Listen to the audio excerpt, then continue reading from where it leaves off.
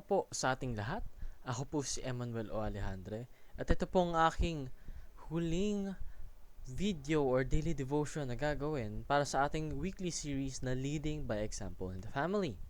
And today is December 1 and we will be focusing on the Lordship of Christ. Makikita natin ito sa John chapter 13 verse 13 to 14 na nagsasabing, "You call me teacher and Lord, and rightly so, for that is what I am. Now that I, your Lord and teacher, have washed your feet, you also should wash one another's feet." Sa Tagalog, tinatawag niyo akong guro at Panginoon, at tama kayo dahil iyan nga ang totoo. Kung ako na guro at Panginoon ninyo ay hinuhugasan ang inyong mga paa, dapat ay ganoon din ang gawin ninyo sa isa't isa. So makikita po natin sa verse na to na Jesus leads by modeling. This means that siya ay kumikilos muna at sa pamamagitan ng kanyang mga kilos, siya ay nagtuturo sa mga tao, sa kanyang mga disciple kung ano ang nararapat na gawin. Because we are called to follow Jesus' example. Yung kanyang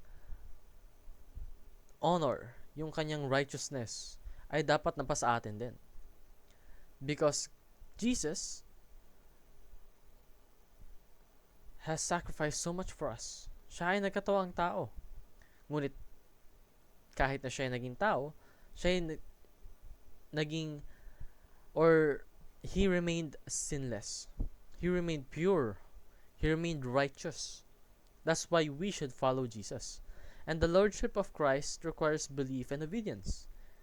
Ibig sabihin po nito, kung gusto mo na maturing or makasama sa Lordship of Christ, kailangan mong magtiwala, kailangan mong maniwala, at kailangan mong sumunod. And influence others by being a role model.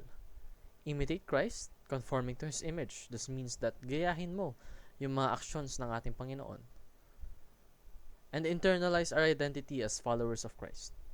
Isa puso natin, isa isip natin, at ating isa buhay sa pamamagitan ng pagsunod sa mga aksyon na tinake ni Jesus nung siya ay nagkatawang tao. Yun lamang po ang aking daily devotion. Maraming salamat sa pakikinig.